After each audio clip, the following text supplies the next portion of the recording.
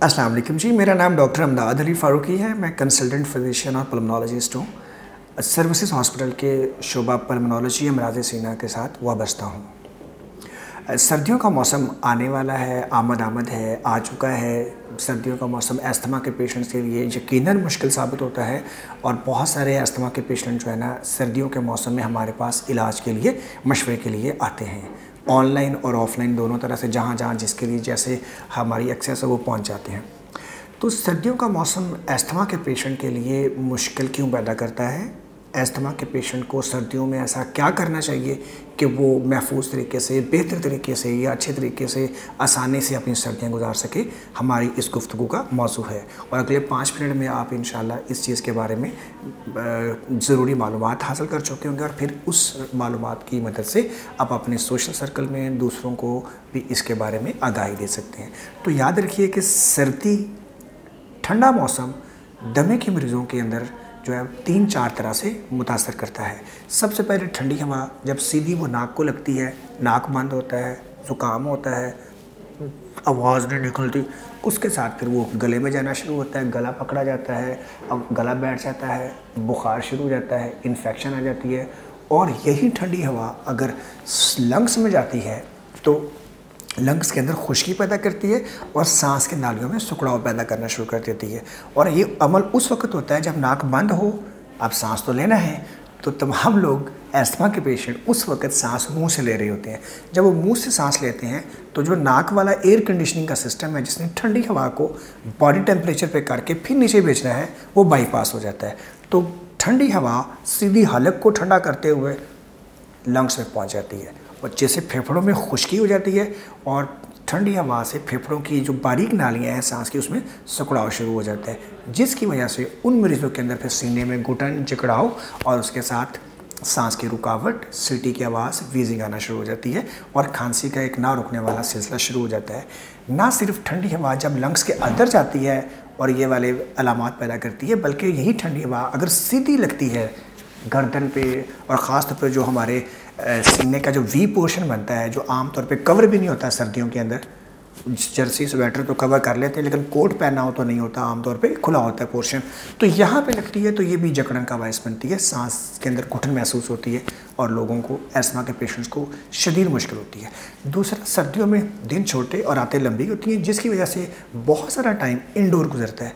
जब घरों के अंदर इंडोर गुजरता है, फिर खिड़की भी बंद है, दरवाज़ा बंद है, तो घर के अंदर डस्ट माइट होती है, घर के अंदर पोल्यूशन होती है, घर के अंदर फिर हीटर भी जलाया होता है, ख़ास तौर पे गैस हीटर या कोयले या कोई और चीज़ होती है, तो उससे फिर हवा की ऑक्सीजन भी कम हो जाती है घरों के अंदर जो है, और उसके साथ कार्बन मोनोऑक्साइड ज़्यादा होती है, फिर हवा के अंदर पोल्यूटेंट होते हैं, वो भी अस्थमा के पेशेंट को प्रॉब्लम करते हैं। इंडोर सर्दियों में सारे अफराद जो कि घर में एक वक्त में इकट्ठे ज़्यादा देर के लिए होते हैं, तो एक खांस रहा है तो उसके जो ड्रॉपलेट इन्फेक्शन है वो उसके हाथों पे, बॉडी पे, सरफेस के अंदर, टेबल पे, सोफ़े पे, मुख्तलिफ़ चीज़ों के ज़रिए दूसरों तक फैलती है।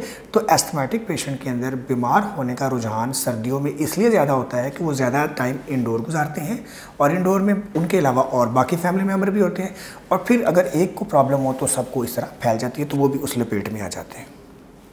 तो ये वो फैक्टर्स हैं जिनकी वजह से अस्थमा पेशेंट के लिए सर्दियों का मौसम बड़ा मुश्किल गुजरता है। तो अब मैं आपको बताऊँ उन टिप्स की तरफ कि जिसको आप अपनाने के बाद सर्दियों का मौसम निस्बतन बेहतर तरीके से गुजार सकते हैं। याद रखिए कि सर्दियों से पहले सितंबर बेस्ट टाइम, अक्टूबर गुड टाइम। आप अपने डॉक्टर को मिलके अपनी अस्थमा की जो ट्रीटमेंट है या दवाइयाँ हैं उनको एडजस्ट कर लें, उसकी जो डोज है, मिकदार है, वो अप्रोप्रिएट कर लें। अगर आपने अस्थमा की दवाई अभी शुरू नहीं की, सर्दियों में मसला होता है, तो आप मौलिज के मशवरे से अपनी दवाई स्टार्ट कर लें, बजाय कि आपकी तबीयत ख़राब हो और फिर दवाई शुरू करें। आप अभी से दवाई शुरू कर दें मौलिज के मशवरे से, और यकीनन इस मौके पे थोड़ी दवाई की ज़रूरत होती है जिसके ज़रिए आप अपने सांस को कंट्रोल कर सकते हैं। दूसरा, फिर आपने ठंडी हवा से बचना है।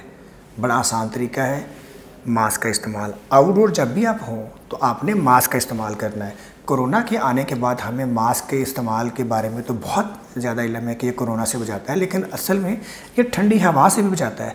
ठंडी हवा का झोंका, और सर्दियों में जब स्मोक आ जाती है, जब वो जो फोग और स्मोक दोनों मिलके जो बनती हैं अजीब सी धुंध जो फिर नाक को और हलक को मुतासिर करती है, सीने में जकड़न पैदा करती है, आंखों में उसके साथ इरिटेशन शुरू हो जाती है। तो स्मोक भी सर्दियों में मुतासर करती है, तो जो मास्क होता है वो उससे भी महफूज रखता है। तो मास्क नाक को गर्म रखता है और अंदर जाने वाली हवा जो उसके टेम्परेचर को मुनासिब रखता है, नाक को खुला रखने में भी हेल्प करता है। तो आउटडोर जाते हुए अस्थमा के पेशेंट अपने नाक को ढांप के रखें, नाक और हलक को। उसके बाद कोशिश करें कि वो गर्म कपड़े ज़रूर पहने और अपने वी पोर्शन को ज़रूर कवर करें, जिसके लिए स्वेटर, जर्सी या वो कोट ऐसा इस्तेमाल करें कि जो पूरा बंद होता हो, ताकि उन्हें डायरेक्टली जिस्म के ऊपर सर्दी ना लग सके। जो इंडोर टाइम गुजारना हो तो उसमें कोशिश करें कि वो अपने हाथों को बार बार धोते रहें, साफ़ रखें, अपनी सराउंडिंग की चीज़ों को साफ़ रखें।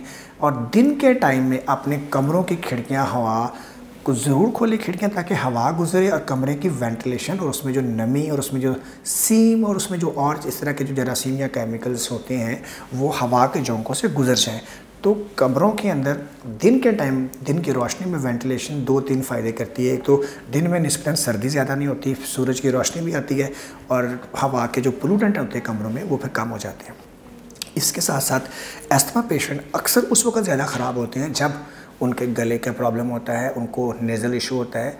तो अगर ज़रा सा ज़ुकाम फ्लू लगता है, गला ख़राब होता है, तो फ़ौरी अपने मुआलिज के मशवरे के मुताबिक दवाई स्टार्ट कर दें, क्योंकि वक्त पे एक 1 स्टिच एंड टाइम सेव्स 9 वाली बात है कि वक्त पे किया हुआ काम फिर आगे जाके मुश्किल नहीं पेश आती।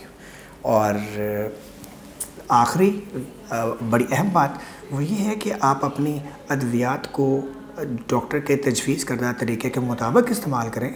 ऐसा ना हो कि आपने दवाई शुरू की, आप बेहतर हो गए तो फिर अपनी मर्ज़ी से दवाई कम करती, जिसका रिज़ल्ट फिर ये होता है कि जैसे ही बीमारी की शिद्दत आती है, ज़ोर पड़ता है तो आप बीमार हो जाते हैं। तो अस्थमा पेशेंट को अपनी दवाई में कमी बेशी भी अपने मुआलिज के मशवरे के दौरान करनी चाहिए या पीक फ्लो मीटर का इस्तेमाल उसे आना चाहिए।